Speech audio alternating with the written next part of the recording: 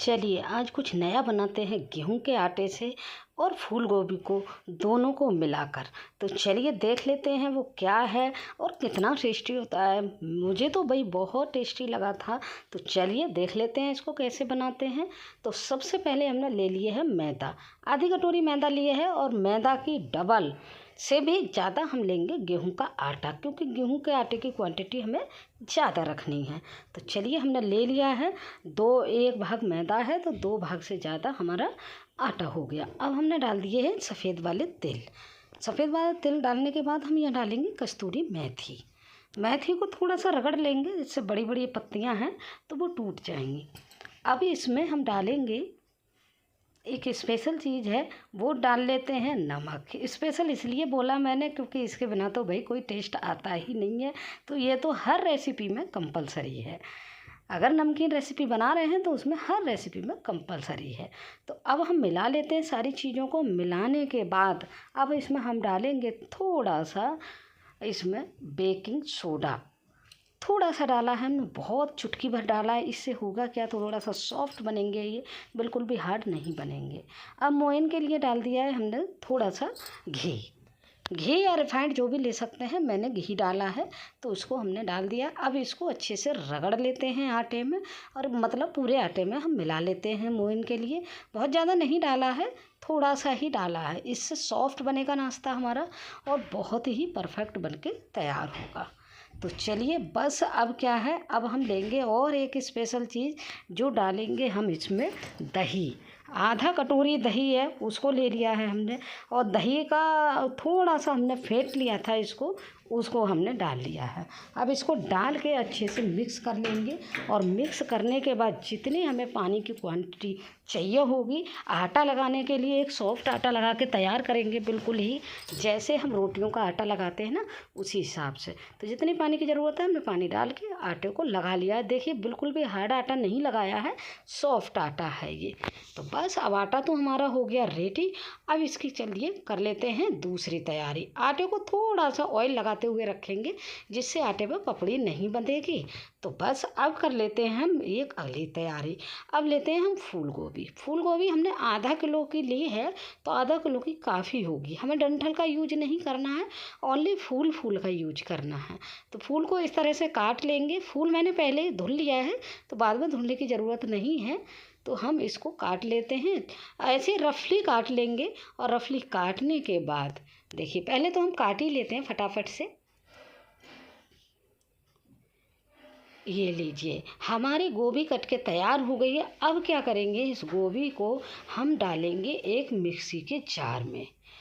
वैसे तो हमें ग्रेट करनी थी गोभी, लेकिन हमने मिक्सी के जार में ही ये हमने ग्रेट कर ली है। मतलब ग्रेट से भी अच्छी, जितनी हमें बारीक यहाँ गोभी चाहिए थी उतनी हमारी हो गई है। देखिए बहुत ही परफेक्ट तरह से हुई है। तो मिक्सी के जार में भी हम कर सकते हैं। अब ले लिए हैं हमने आधा किलो आलू नहीं होंगे, 250 ग्राम आलू होंगे। तो उनको हमने अच्छे से उबाल लिया है, और उबालने के बाद हमने छिक्किल उतार लिया। और छिक्किल उतारने के बाद हम इसको कर लेते हैं मैश। तो फटाफट से मैश कर लेते हैं। हाथ से भी तोड़ सकते हैं, मैंने थोड़ा से गर्म थे आलू इसलिए चम्मच से कर लिए हैं। अब इसमें देखिए आलू हमारे बहुत ही अच्छे से मैश हो गए हैं। अब इसमें हम डाल देंगे 2 से 3 हरी मिर्च कटी हुई, और थोड़ा सा डाल देंगे हींग, और यहाँ पे डालेंगे हम चाट मसाला। आधा चम्मच चाट मसाला डाला है, इससे ज़्यादा नहीं डालेंगे। और यहाँ पे डाल देंगे थोड़ा सा जिंजर पाउडर। अब यहाँ पे डाल देंगे नमक डालते टाइम ध्यान रखेंगे, क्योंकि चाट मसाला में भी नमक होता है, तो उसी के अकॉर्डिंग डालेंगे। और हमने डाल दिया लाल मिर्च का पाउडर। और अब सबसे स्पेशल चीज़ जो बनाती है वो है पिज्ज़ा सीजनिंग। और दूसरी चीज़ है वो हमने ली है चीज़ क्यूब। तो इनको ग्रेट करके डालेंगे, जिससे क्या है बच्चों को बड़ा ही पसंद आते हैं। अगर ये हम दोनों चीज़ें डाल देते हैं तो एकदम बहुत ही अच्छा टेस्ट आ जाता है। तो बस हमने इन चीज़ों को डाल के और चीज़ को भी हमने ग्रेट कर लिया है। अब इनको हम मिला देते हैं, पहले मिला देते हैं। देखिए हमने सारी चीज़ों को यहाँ पे मिला लिया है और मिलाने के बाद अब हम डालेंगे जो हम पहले धनिया डाल लेते हैं। धनिया बहुत सारे डाल देंगे और धनिया के बाद अब हम डालेंगे जो गोभी हमने पीस के रखी है ग्राइंड करके, उसको डाल लेते हैं। तो बस अब क्या, इन गोभी को भी हम अच्छे से मिला देते हैं। गोभी अब आप कहेंगे पहले भी मिला सकते थे, पहले इसलिए नहीं मिलाई क्योंकि गोभी थोड़ी हमारी कच्ची है। अगर नमक में हम पहले ही मिला देंगे तो ये पानी छोड़ेगी। तो इसको जब भी बनाना होगा तभी हम गोभी को मिलाएंगे मिक्सचर में, उससे पहले मिला के नहीं रखेंगे, क्योंकि नहीं तो ये मिक्सचर जो है हमारा आलू वाला है वो हमारा पतला हो जाएगा। तो अब क्या है, हमारा सारी चीज़ें तैयार हो गई हैं। अब आ जाते हैं फिर से आटे की तरफ और आटा ले लेते हैं। आटे को अच्छे रगड़ते हुए हम ठीक कर लेते हैं और आटे को हम 2 पार्ट में इसको तोड़ लेंगे। तो तोड़ लेते हैं हम एक पार्ट में आटे को और हम इसकी भी रगड़ते हुए छोटी छोटी हम लोइयाँ तोड़ कर तैयार करेंगे। कह सकते हैं आप रोटी से थोड़ी छोटी होनी चाहिए और पूड़ी से थोड़ी बड़ी। तो इस तरह से हम देखिए काट लेते हैं सभी लोइयों को। और जब लोइयाँ कट जाएंगी तो हम बाकी लोइयों को तो वही रख देंगे साइड में। चलिए कर लेते हैं फटाफट। और एक लोई को हमने बना के तैयार कर लिया है। देखिए इस तरह से, बहुत ज़्यादा बड़ी भी नहीं है छोटी भी नहीं है। बस अब क्या करेंगे, जो हमने मिक्सचर बना के रखा है ना आलू और गोभी वाला, उसकी भी हम गोल गोल बॉल्स बना लेंगे।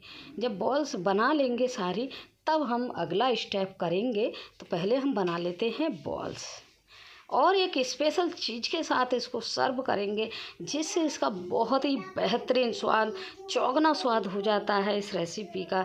इस नाश्ते का नाम मुझे पता नहीं है, भाई मैंने तो बना दिया है, आप बता सकते हैं मुझे इसका नाम क्या रखा जाएगा। और मैंने गेहूं के आटे और गोभी से तैयार किया है इसको, तो बहुत हेल्दी हो गया है। तो कोई इशू नहीं है, आप चाहें तो डेली बना के इसको खा सकते हैं। तो चलिए हमने एक लोई लेंगे और लोई पे हमने सूखा आटा को डस्ट कर दिया और इसको हम जैसे रोटी बेलते हैं ना, उतना ही थिकनेस में हम इसको बेल लेंगे। मोटा बिल्कुल भी नहीं रखेंगे। तो हम बेल लेते हैं रोटी की तरह, रोटी या पूड़ी जैसे हम बेलते हैं उसी हिसाब से बेल लेते हैं। अब हमने जो आलू की बॉल है बीच में रखेंगे और इसको इस तरह से कर देंगे बंद। बहुत ही स्पेशल तरीके से मैं बताऊंगी आगे इनको कैसे सेंकना है, कैसे क्या करना है। आप वीडियो में बने रहिए, आगे देखने को मिलेगा। देखिए हमने बंद किस तरह से किया, आपने देख ही लिया। अब इसको हम कर देंगे हाथों की हथेली से पुश। इसको बेलना नहीं है, हाथों की हथेली से कर देंगे पुश और इस तरह से फैलाते हुए हम इसको ऐसे ही तैयार कर लेंगे। देखिए वाह, ये हमारा तैयार हो गया है। तो इसी तरह से हम सारे नाश्ते को तैयार कर लेंगे। लीजिए हमारे नाश्ते ये 4 से 5 नाश्ते तैयार हो गए हैं। अब हमने ले लिया है एक तवा ले सकते हैं, कढ़ाई में भी हम सेंक सकते हैं। हमने तवा लिया है और तवा पे डाल लेंगे हम पानी। बिल्कुल भी ऑयल का यूज नहीं करेंगे। तो बहुत सारा हमने देखिए पानी डाल लिया है। अब पानी डालने के बाद हम इनको एक एक करके यहाँ पे सेट कर देंगे।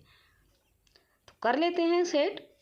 इससे पानी डालने से होगा क्या, ये इस पर अच्छे से चिपक जाएंगे और बड़ा ही अच्छा टेस्ट आता है। बिल्कुल भी नॉर्मल जैसा नहीं होता है, बहुत ही अच्छा टेस्ट आता है इससे, एकदम तंदूर वाला टेस्ट आ जाता है। तो तंदूर जैसा ही बनकर तैयार होगा। और एक चीज़ और करेंगे हम यहाँ पे, जब थोड़ी देर 2 मिनट के 1 मिनट के बाद हमें क्या करना है, यहाँ पे थोड़ा सा बीच में पानी डाल देना है, जिससे बहुत ही अच्छे से ये चिपक भी जाए। और जैसे हम पानी की रोटी बनाते हैं ना, उसी तरह से ये बन के तैयार होते हैं और बड़ा ही अच्छा टेस्ट आता है और बहुत ही करारे होकर सेकते हैं। तो बस हमने पानी डाल के और उनको अच्छे से सेक लेना है। जब तक पानी सूख जाएगा तो हमारे एक तरफ से ये सिक भी जाएंगे। तो देखिए फूल भी गए हैं, आप देख पा रहे होंगे खूब अच्छे से फूल गए हैं। ये देखिए एकदम गुब्बारे जैसे फूले हैं। तो बस अब यहीं पे हम पलट देंगे इनको। देखिए बहुत ही बेहतरीन होकर हमारे ये सिके हैं। अब दूसरी तरफ भी पलट लेते हैं। अब ज़्यादा हमारा सिकने में टाइम नहीं लगेगा, 1 मिनट मात्र लगेगा। तो बस हमने पलटते हुए सभी को दोबारा से सेक लेना। लेकिन वो प्रोसेस जो पानी वाला है ना, वो यहाँ भी करना है हमें दूसरी साइड सेकने में भी। तो हम डाल लेते हैं पानी और इसको भी अच्छे से सूख जाने देंगे पानी। और जैसे ही सूख जाएगा तो देखेंगे ये भी हमारे सिक्के तैयार हो जाएंगे दूसरी साइड से भी। इससे पानी डालने से दूसरा फ़ायदा ये होगा, हमारे जलेंगे भी नहीं और बहुत ही सोंधा टेस्ट आएगा। देखिए हमने दूसरी तरफ भी देख लेते हैं। देखिए बहुत ही अच्छे से सिक गए हैं। अब क्या करना है, इनको सभी को पलट के चेक कर लेते हैं। तो बस ये हमारे हो गए सिक्के रेडी। अब यहाँ पे ही हम इनको निकाल लेंगे प्लेट में। अभी मैंने बोला ना, सर्व हम स्पेशल तरीके से करेंगे, इनको और भी ट्विस्ट देंगे जिससे इनका और टेस्ट बढ़ जाए। तो पहले तो हम निकाल लेते हैं प्लेट में, और प्लेट में निकालने के बाद अभी देखेंगे स्टेप आगे का क्या होगा। तो बने रहिए आप वीडियो में और देखते रहिए। तब तक वीडियो को ना लाइक कर दीजिए और शेयर भी कर दीजिए आगे प्रोसेस होने से पहले, तो मुझे भी अच्छा लगेगा। तो चलिए देखिए, हमने एक बार में एक प्लेट में 3 ही आए हैं। तो अब इस तरह से देखिए हम कट लगा लेंगे इसमें बीच में। देखिए इस तरह से हमने कट लगा लिया है। अब क्या करेंगे, अब हम यहाँ पे लगाएंगे थोड़ा सा देसी घी। जैसे हम लिट्टी में लगाते हैं ना, वो तो लिट्टी को डुबो देते हैं, लेकिन यहाँ भी हम भर भर के थोड़ा सा देसी घी लगाएंगे, बहुत ही अच्छा टेस्ट आएगा। और ये लीजिए हमारे परफेक्ट रूप से ये बनकर तैयार हो जाते हैं। और किसी भी अचार के साथ हम इनको सर्व कर सकते हैं, चाहे मिक्स अचार के साथ कीजिए, किसी के भी साथ कीजिए, कोई सब्जी की ज़रूरत नहीं है, ये अपने आप में भरपूर हैं।